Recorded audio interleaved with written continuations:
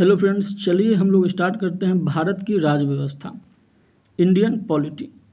ठीक है, Indian polity में हम लोग पढ़ते हैं हमारे भारत के संविधान के बारे में।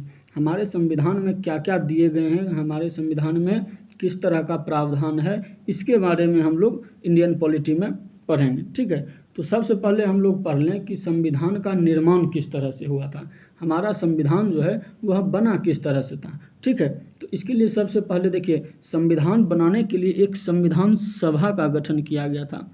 हमारे भारत का जो संविधान बना उसे बनाने के लिए एक संविधान सभा का गठन किया गया था। ठीक है, इस संविधान सभा का जो गठन हुआ था वह कैबिनेट मिशन योजना के तहत हुआ था। वह कैबिनेट मिशन योजना के तहत जुलाई 1946 में संविधान सभा का गठन हुआ था। ठीक है, और इसमें जो सदस्य थे, इसमें टोटल 389 सदस्य थे। इसमें 389 सदस्यों ने हिस्सा लिया था। ठीक है, अब देखिए ये 389 सदस्य आएंगे कहाँ से, तो ये हमारे पूरे भारत से 389 लोगों को इसमें लेना था, जिसका की अनुपात जो है 10 लाख व्यक्तियों पर से एक व्यक्ति का निर्वाचन होना था। यानी 10 लाख की जनसंख्या पर एक व्यक्ति का निर्वाचन होना था इस संविधान सभा के लिए। ठीक है, अब इनका निर्वाचन कहाँ से होना था, तो सबसे पहले ब्रिटिश प्रांत से। ब्रिटिश प्रांत यानी जहाँ डायरेक्ट ब्रिटिश का शासन था, वहाँ से 292 सदस्यों को निर्वाचित होना था। ठीक, और देशी रियासत, भारत में उस समय देशी रियासतें भी थीं, तो वहाँ से 93 सदस्य 93 सदस्यों का मनोनयन होना था। इनको अधिकार, देशी राजाओं को अधिकार दिया गया था, राजाओं को कि आप अपने क्षेत्र से मनोनीत करके जिसे आप चाहें उसे भेज सकते हैं इस संविधान सभा में। ठीक है, और 4 चीफ कमिश्नरी क्षेत्र से आने वाले थे। 4 सदस्य जो हैं वह चीफ कमिश्नरी क्षेत्र, यानी पूरा राज्य नहीं, जहाँ चीफ कमिश्नरी क्षेत्र वैसा क्षेत्र था जहाँ पर कि पूरे राज्य को छोड़ करके बस एक छोटे से शहर पर में अंग्रेजों का कब्जा हुआ करता था, जो कि प्रमुख शहरों में थे। जैसे कि मान लीजिए पूरा राजस्थान को छोड़ करके सिर्फ और सिर्फ उसके एक शहर अजमेर पर में कब्जा किए हुए थे। वैसे महत्वपूर्ण स्थानों को इस चीफ कमिश्नरी क्षेत्र में रखा गया था। तो उसमें 4 सदस्य वहाँ से चुन के आने थे हमारे संविधान सभा के लिए। ठीक है, अब देखिए इसका जो चुनाव हुआ, इसका जब चुनाव किया गया, चुनाव होना था 292 और यहाँ ये 4 यानी 296 सीट पर से चुनाव किया जाना था। ये 93 सीट तो मनोनीत करके ये भरे जाने थे। राजाओं के द्वारा, देशी रियासतों के द्वारा इन्हें मनोनीत करना था। ये 296 सीट पर में वोटिंग होना था, यहाँ चुनाव होना था। तो इस पर चुनाव हुआ और 296 सीट में से 208 सीट कांग्रेस ने जीत लिए, 73 सीट मुस्लिम लीग ने जीता और 15 सीट जो हैं वह अन्य लोगों ने जीता था। 208 सीट पर कांग्रेस जीती, 73 सीट पर मुस्लिम लीग जीते थे और यहाँ 15 सीट अन्य लोगों ने हासिल किया था। ठीक है, अब देखिए इसका जब चुनाव हो जाने के बाद इसकी पहली बैठक बुलाई गई। पहली बैठक जो थी वो 9 दिसंबर 1946 को आयोजित की गई, इसकी पहली बैठक। इसमें इस पहली बैठक में मात्र 211 लोगों ने ही भाग लिया था। इस पहली बैठक में मात्र 211 लोगों ने ही भाग लिया था। उसमें मुस्लिम लीग ने बहिष्कार कर दिया था। मुस्लिम लीग इस संविधान सभा में भाग नहीं ली। उनका कहना था कि हम अपने अलग देश की मांग करें, हमें अलग देश दिया जाए तो हम अपने अलग देश की संविधान का निर्माण करेंगे, अलग सारा चीज़ करेंगे, तो हम इस भारत की संविधान सभा में क्यों भाग लें। इन्होंने भाग नहीं लिया। उसके बाद देशी रियासत जो थी, देशी राजवाड़े, ये भी असमंजस में थे कि हम भारत में रहें कि पाकिस्तान में जाएं या हम अपना स्वतंत्र रहें। तो इस असमंजस के कारण ये भी इसमें भाग नहीं ले पाए पहली बैठक में। हालांकि धीरे धीरे देशी राजवाड़े भारत की संविधान सभा में भाग लेने लगे, धीरे धीरे इन सभी ने भाग लिया। ठीक है, अब देखिए पहली बैठक 9 दिसंबर 1946 ईस्वी को जब हुई थी, तो इस समय 211 लोगों में से एक अध्यक्ष को चुना जाना था, एक अध्यक्ष को चुना जाना था। तो उस समय सभा में उपस्थित लोगों में से सबसे वरिष्ठ सदस्य डॉक्टर सच्चिदानंद सिन्हा थे। तो इन्हें उन लोगों ने अस्थायी रूप से अध्यक्ष के रूप में चुन लिया कि आप कार्यकारी यानी अस्थायी अध्यक्ष के रूप में अब तब तक कार्य कीजिए जब तक कि कोई नया अध्यक्ष चुना ना जाए, जब तक कि हमारा एक अस्थायी रूप से अध्यक्ष ना चुना जाए तब तक आप अस्थायी रूप से अध्यक्ष के रूप में कार्य कीजिए। ठीक है। अब देखिए उसके बाद 11 दिसंबर 1946 ईस्वी को 1946 को डॉक्टर राजेंद्र प्रसाद को अस्थायी रूप से अध्यक्ष चुन लिया गया। 9 दिसंबर 1946 को डॉक्टर राजेंद्र प्रसाद को अस्थायी रूप से अध्यक्ष चुन लिया गया। ठीक है। उसके बाद देखिए 13 दिसंबर 1946 को हमारी संविधान बनाने की जो प्रक्रिया शुरू हुई वह 13 दिसंबर 1946 ईस्वी को एक उद्देश्य प्रस्ताव के साथ शुरू हुई।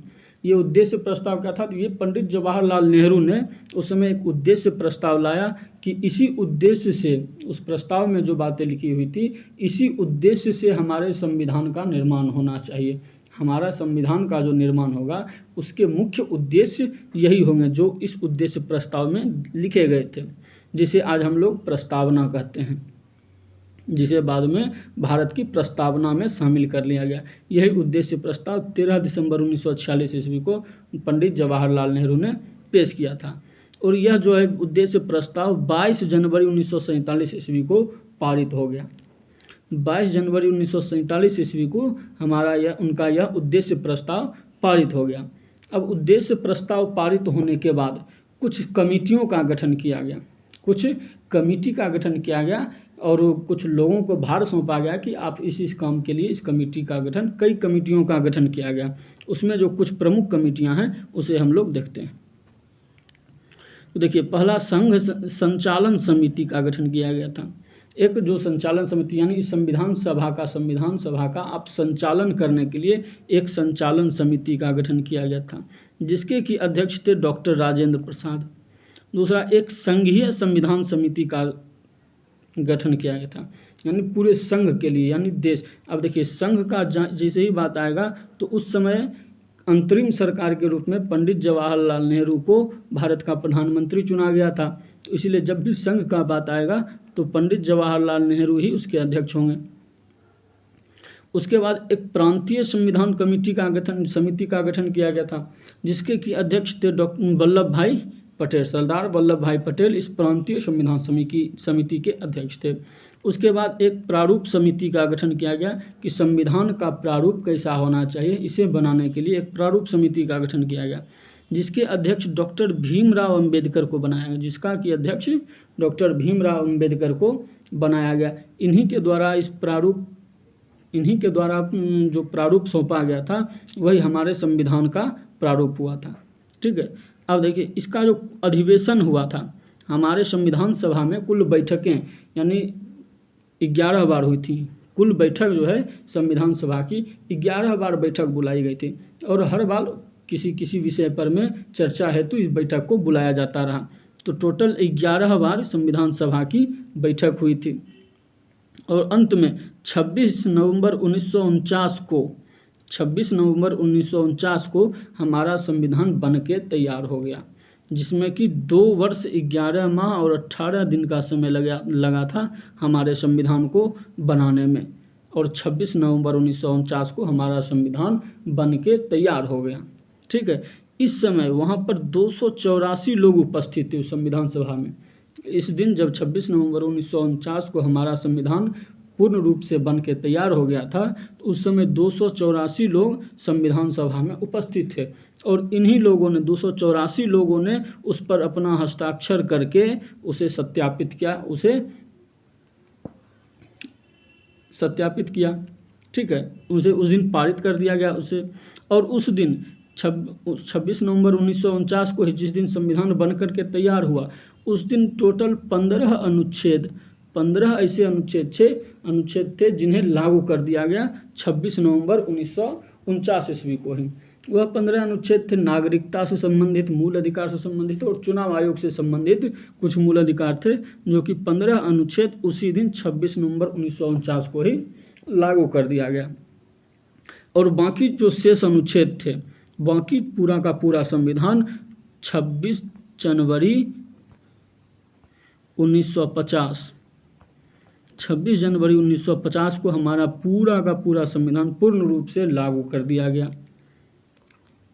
और इससे पहले एक बैठक बुलाई गई थी, इससे पहले एक 24 जनवरी को बैठक बुलाई गई थी, और उसी दिन भारत के राष्ट्रपति के रूप में, उसी दिन भारत के प्रथम राष्ट्रपति के रूप में डॉक्टर राजेंद्र प्रसाद को चुन लिया गया था कि अब हमारे भारत के जो प्रथम राष्ट्रपति होंगे वह डॉक्टर राजेंद्र प्रसाद होंगे।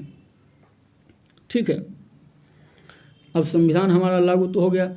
अब देखिए, संविधान जो हमारा बना उसे लिखने का कार्य, हमारा जो संविधान है वो हाथों से ही लिखा गया है, कोई प्रिंटेड कॉपी नहीं, वह हाथों से ही लिखा गया है हमारा संविधान।